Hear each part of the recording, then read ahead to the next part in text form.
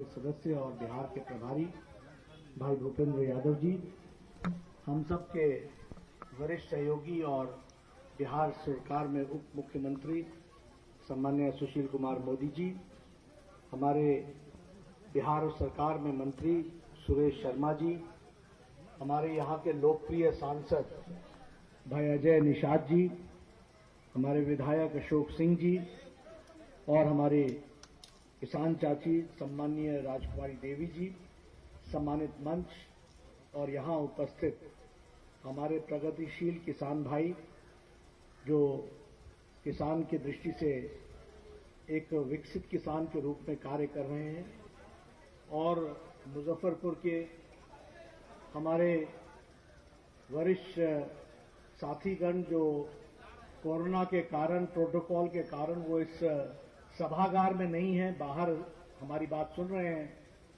मुझे अच्छा तो लग नहीं रहा है कि आप बाहर हैं और मैं यहां से बोल रहा हूं, लेकिन हमारी स्थिति ऐसी है कि प्रोटोकॉल को हम तोड़ नहीं सकते हैं और इसलिए मुझे इसके लिए क्षमा कीजिएगा।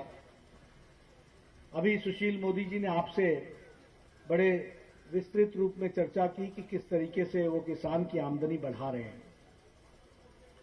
सबसे पहली बात जो हमको समझने की है वो यह कि प्रधानमंत्री मोदी जी ने देश की राजनीति की संस्कृति को बदल दिया। पहले देश की राजनीति की संस्कृति थी कि वोट लो, लोगों को गुमराह करके वोट हासिल करो, फिर अपना मकसद पूरा करो और फिर लोगों को बरगला करके, बांट करके राज करो। प्रधानमंत्री मोदी जी के आने के बाद गरीब, पीड़ित, वंचित, शोषित जो समाज के अंतिम पायदान पे खड़ा है और वो मुख्य धारा में शामिल होना चाहता है, उसकी चिंता करने की बात मोदी जी ने की।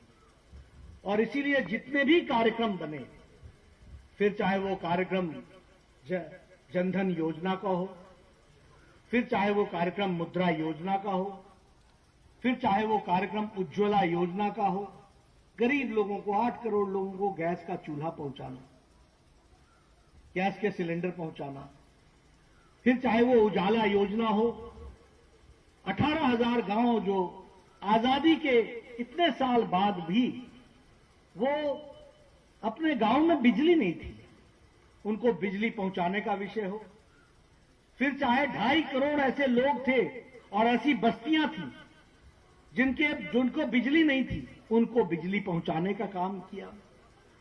मैं स्वास्थ्य मंत्री रहा, मुझे मोदी जी ने यह सौभाग्य दिया, आर्थिक मदद भारत सरकार की मोदी जी ने दी। दुनिया का सबसे बड़ा हेल्थ कवरेज कार्यक्रम आयुष्मान भारत 50 करोड़ लोगों को 5 लाख रुपए का हेल्थ कवर देने का काम किया। छोटी घटना नहीं है। सारा अमेरिका मिला लो, सारा कनाडा मिला लो और सारा मेक्सिको मिला लो, ये सारी की जनसंख्या जोड़ लो तो हमारा आयुष्मान भारत बनता है। अमेरिका में अभी ट्रंप चुनाव लड़ने जाएंगे या बिडेन चुनाव लड़ेंगे तो दोनों के लिए हेल्थ कवरेज एक इशू होगा। ये हेल्थ कवरेज की बात करने वाले लोग इस पर चुनाव राष्ट्रपति का लड़ते हैं, एक नहीं 4-4 चुनाव लड़ रहे हैं। और मोदी जी ने 2014 में आए और 2018 में 50 करोड़ लोगों को 5 लाख रुपए का हेल्थ कवरेज दिया। और ये डिजिटल है, मेरी सिफारिश नहीं चाहिए, किसी की सिफारिश नहीं चाहिए। तुम्हारा नाम अगर वहां है तो तुम जाकर के अपना नाम का वेरिफिकेशन करा दो, आधार कार्ड से, पैन कार्ड से, जिस कार्ड से भी करा सकते हो। उसी समय तुमको एक गोल्डन कार्ड मिल जाएगा और गोल्डन कार्ड के साथ साथ तुम्हारा अंगूठा वहां रजिस्टर हो जाएगा। देश के किसी भी कोने में, किसी भी अस्पताल में जाओगे, कार्ड दिखाओ या अंगूठा दिखाओ, वो आपको बता देगा कि तुम मुजफ्फरपुर के फलाने गांव के आयुष्मान भारत के कैंडिडेट हो और तुम्हारे लिए यहां 5 लाख रुपए की सुविधा है, तुम इलाज करा सकते हो। ये व्यवस्था करके दी है। मैं ये सारी बातें आपको इसलिए बता रहा हूं कि बदलता भारत किस तरीके से खड़ा हो गया। आपने कभी सोचा था कि कोरोना के संक्रमण में जहां लॉकडाउन हो वहां 20 करोड़ बहनों को 1,500 रुपए 3 महीने के लिए 500 रुपए उनके खाते में पहुंचाया जा सकता हो? न पोस्ट ऑफिस, न पोस्टमैन, सब लॉकडाउन, और 1500 रुपए उनके खाते में पहुंचाया गया। कभी सोच सकता है कि भारत कितना बदल गया है कि लॉकडाउन की अवस्था में 8,70,00,000 किसानों के खाते में 2-2 हजार रुपए पहुंचा दिया, सीधा पहुंचा दिया। इस बात को हमको समझना चाहिए। इसलिए जब हम आत्मनिर्भर भारत की बात करते हैं तो हम आत्मनिर्भर बिहार देख रहे हैं। आपको मालूम होगा कि लगभग 20 लाख करोड़ रुपए का आत्मनिर्भर पैकेज है। इस 20 लाख करोड़ रुपए में 1 लाख रुपए करोड़ रुपए खर्च होना है एग्रीकल्चर सेक्टर के लिए। अब मैं स्वीट सिटी मुजफ्फरपुर में आया हूं। ये स्वीट सिटी के नाम से जाना जाता है। इसकी लीची दुनिया में स्थान रखती है। इसका छोटा बीज और ज्यादा पल्प और मिठास इसका एक अपना स्थान रखता है। जीआई टैग लगने के साथ साथ दुनिया में इसने अपना नाम को स्थापित किया है। अब हमको चाहिए क्या है कि अगर हम लीची के माध्यम से चाहते हैं कि मुजफ्फरपुर की और इस इलाके की इकोनॉमी बदले तो क्या चीज चाहिए? सबसे पहले इकोनॉमी, दूसरा इंफ्रास्ट्रक्चर, संरचना, तीसरा टेक्नोलॉजी और चौथा ह्यूमन डेवलपमेंट यानी ह्यूमन रिसोर्स, आदमी की प्रशिक्षण, और पांचवा डिमांड को सप्लाई देना, सप्लाई चेन को खड़ा करना। अब प्रधानमंत्री मोदी जी ने 1 लाख करोड़ रुपए रखा है इसके लिए, 1 लाख करोड़ रुपए। मेरा आप सबसे निवेदन है कि आप जल्द से जल्द फार्मर्स प्रोड्यूसर्स ऑर्गेनाइजेशन बनाइए, किसान उत्पाद संगठन, और ये 1 लाख करोड़ रुपए सरकारी अधिकारी खर्च नहीं करेगा, सरकारी अधिकारी तय नहीं करेगा। फार्मर्स प्रोड्यूसर्स ऑर्गेनाइजेशन तय करेगी कि उसको कोल्ड स्टोरेज चाहिए, उसको वैल्यू एडिशन के लिए फैक्ट्री चाहिए, उसको सड़क चाहिए, उसको स्टोरेज चाहिए, उसको वैल्यू एडिशन के लिए कोई फैक्ट्री के कोई कार्यक्रम चाहिए, उसको ट्रेनिंग के लिए कोई कार्यक्रम चाहिए। जो चाहेगा वो 1 लाख करोड़ रुपए में से फार्मर्स प्रोड्यूसर्स ऑर्गेनाइजेशन को मिलेगा। ये किसानों की तस्वीर बदलेगा, तकदीर बदलेगा। इसको हमको समझना चाहिए। जीआई टैग लगने के बाद मुजफ्फरपुर के उस गांव का जहां से वो लीची तैयार होकर के जा रही है उसका पता चलेगा, उसके बारे में हमको जानकारी मिलेगी। वो दुनिया में जहां जहां जाएगा उसका जो टैग से इंडेक्स से पता चलेगा कि ये कहां से ट्रैवल करके आया है, तो उसकी ओरिजिनलिटी का पता चलेगा और इससे नाम भी होगा और विकास भी होगा। इसमें ट्रेनिंग की व्यवस्था है, मैं चाहूंगा आप ट्रेनिंग लीजिए। वैल्यू एडिशन की बात करें तो लीची का क्या नहीं बन सकता है, पल्प के माध्यम से क्या नहीं बन सकता है, जूस से लेकर के और क्या क्या चीजें नहीं बन सकती। हमारी कोशिश है कि हम इसको और विकसित कैसे कर सकते हैं, इस पर हमको विचार करना चाहिए। और मेरा पूरा विश्वास है कि आप सब लोग 20,000 करोड़ रुपए रखा है उत्पाद को बढ़ाने के लिए, 20,000 करोड़ रुपए रखा है आपकी इंडस्ट्री की ब्रांडिंग के लिए, पैकेजिंग के लिए, 10,000 करोड़ रुपए रखा है कि इसके बीच में जो जो रोड़े आते हैं उन रोड़ों को हटाने के लिए। लेकिन रोड़ा कोई सरकारी अधिकारी नहीं हटाएगा, रोड़े को हटाएगा फार्मर्स प्रोड्यूसर्स ऑर्गेनाइजेशन। आप डिमांड करेंगे, बिहार सरकार भारत सरकार से पैसा लेकर आपको पहुंचाएगी। इस बात को हमको समझना चाहिए, ये हमको ध्यान में रखना चाहिए। इसलिए हमको नई योजना के तहत ये काम करना है। आज मैं यहां आया, देखिए मोदी जी की कल्पना, जब वो गुजरात के मुख्यमंत्री थे तब उन्होंने किसान चाची को वहां बुलाया था, उनका कोई बिहार से संबंध नहीं था। लेकिन देश की तस्वीर बदलने वाले एक एक लोगों की पहचान मोदी जी को थी, प्रधानमंत्री बनने से पहले थी। इस बात को हमको समझना चाहिए। किसान चाची जी को वहां बताया, उन्होंने सुना कि एक चाची है जो काम कर रही हैं और होलिस्टिक का मतलब होता है संपूर्णता में किसान का विकास हो। विकास सिर्फ खेती से ही नहीं, पशुधन से भी होना चाहिए। विकास अपने प्रोडक्ट्स को बना करके भी होना चाहिए, दूध के प्रोडक्ट से भी होना चाहिए, अपने प्रोड्यूस में से निकलने वाले में वैल्यू एडिशन भी होना चाहिए। इन्होंने बहुत सी महिलाओं को आगे बढ़ाया, एक सामूहिक रूप में आगे बढ़ाया।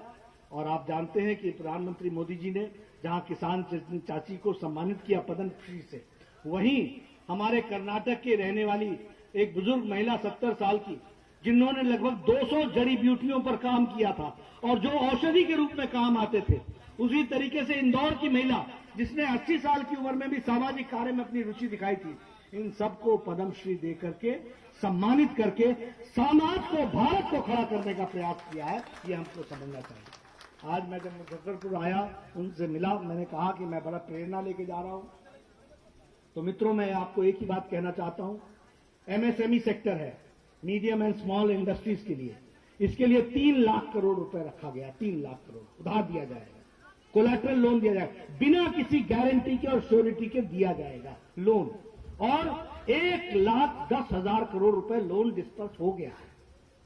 मैं चाहूंगा कि हमारे युवा मोर्चा के कार्यकर्ताओं, युवाओं को प्रेरित करें और एमएसएमई सेक्टर में जिसको बड़ा बनाने की कोशिश हुई है उसको समझें। इस देश में लगभग 50 लाख लोग, छोटे लोग हैं बेचारे, जो रेड़ी लगाते हैं, फेड़ी लगाते हैं, छोटे छोटे काम करते हैं, ठेला लगाते हैं। इनको 10,000 रुपए देने की व्यवस्था की गई है। 50 लाख लोगों को इसके लिए भी 10,000 करोड़ रुपए रखा गया है। इसलिए मित्रों, हर तरीके से प्रयास हुआ है कि हम विकास के माध्यम से, इंडिया डेवलप नहीं हो, भारत डेवलप होना चाहिए। आप समझिए, इंडिया का मतलब होता है कुछ लोग और भारत का मतलब होता है 130 करोड़ का देश बनना चाहिए, गांव बनना चाहिए और गांव की तस्वीर बदलनी चाहिए। और इसीलिए मोदी जी की सारी योजनाओं को आप देखिएगा तो वो भारत के विकास के लिए समर्पित है। मैं बहुत सी योजनाओं पर चर्चा कर सकता हूं आज, लेकिन मैं सिर्फ किसानों पर इसलिए केंद्रित हो रहा हूं क्योंकि जब मैं मुजफ्फरपुर आया हूं और लीची की खेती की बात हो रही है, यहां मैं ये भी बताना चाहूंगा कि लीची की खेती के लिए अब इसका शेल्फ लाइफ 32 दिन से ज्यादा हो, इसके लिए प्रयास चल रहा है।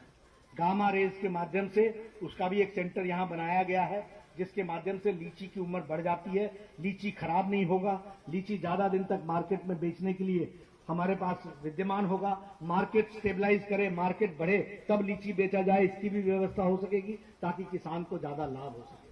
मुझे याद है, मैं स्वास्थ्य मंत्री था तो चमकी बुखार का बहुत बड़ा यहां पर प्रकोप था, बहुत दिक्कत थी, सैकड़ों बच्चों के जीवन लीला समाप्त होती थी। आज मुझे संतोष है कि जो रिसर्च सेंटर और जो आईसीयू बेड का सेंटर यहां भारत सरकार ने मोदी जी के आशीर्वाद से हमने आज दिया था, आज उसके कारण चमकी बुखार बहुत घट गया है। यह भी आपके साथ में शेयर करना चाहता हूं। यह है लोगों के प्रति सोच, यह है सोचने का तरीका। और मैं आप सबको इस बात का विश्वास दिलाता हूं कि भारत की तस्वीर बदलनी है तो बिहार की तस्वीर बदलनी है, आत्मनिर्भर बिहार बनाना है। आज मैं दरभंगा से होकर आया, मैंने मखाने की बात की, मैंने मछली पालन की बात की, मैं यहां लीची की बात कर रहा हूं। और भी बहुत से विकास के योगदान के क्षेत्र हैं जहां बिहार आगे बढ़ सकता है। और मैंने आज सुबह कहा है कि अगर बिहार देश के नेतृत्व में अपना योगदान कर सकता है तो बिहार के नेतृत्व में क्यों योगदान नहीं कर सकता, बिहार को बढ़ा सकता है। ये ताकत आप में है, आप बढ़ेंगे, ऐसा मेरा विश्वास है।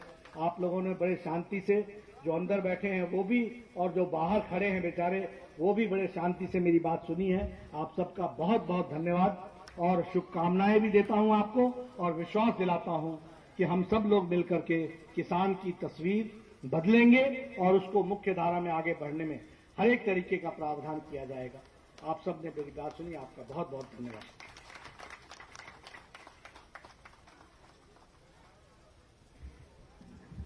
बहुत बहुत धन्यवाद माननीय अध्यक्ष जी।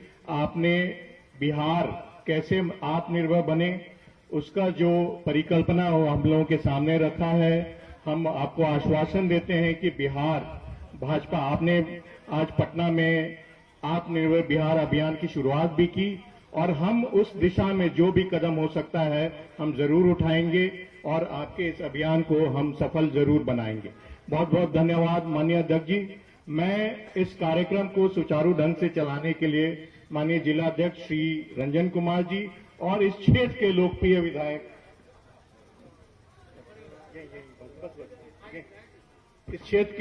विधायक श्री अशोक सिंह जी से मैं उनका आभार व्यक्त करता हूं। अब मैं आग्रह करूंगा पारू के लोकप्रिय विधायक जो 3 बार के विधायक हैं और मुझे उम्मीद है, विश्वास है कि चौथे बार भी जरूर जीतेंगे, श्री अशोक जी सिंह से वो धन्यवाद ज्ञापन करें। परम आदरणीय और माननीय हम लोगों के राष्ट्रीय अध्यक्ष इस पारू के धरती पर आज आए, इसके लिए पूरे पारू के धरती गर्वान्वित हुआ कि हम लोगों को सामने चुनाव भी है और ये आकर के धन धन कर दिए। बगल में हम लोगों के यहाँ के गार्जियन अभिभावक बिहार के उप मुख्यमंत्री सुशील कुमार मोदी जी, वो भी इस धरती पर ये तो अनेकों बार आ चुके हैं। और हम लोगों के प्रभारी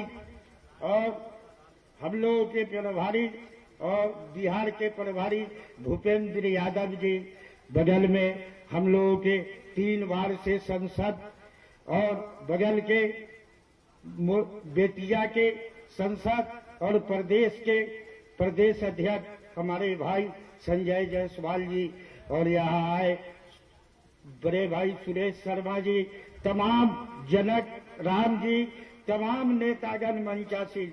मैं अपने गार्जियन को एक शब्द में कह करके छोड़ रहा हूँ कि सर, मुजफ्फरपुर जिला में जिस समय हमारा कोई विधायक नहीं था, उस समय हम एक लौता खाता खोले थे सर, और 3 बार हम हो चुके हैं, चौथा बार फिर इस बार तो और ज्यादा 50,000 से जीत करके आए हैं। पर इस बार गार्जियन है, इंसाफ आप ही को करना होगा सर इस बार, और विशेष नहीं कहेंगे, गार्जियन को थोड़ा कहना ज्यादा समझ रहे हैं, इस बार इंसाफ करेंगे। जय हिंद, जय भारत।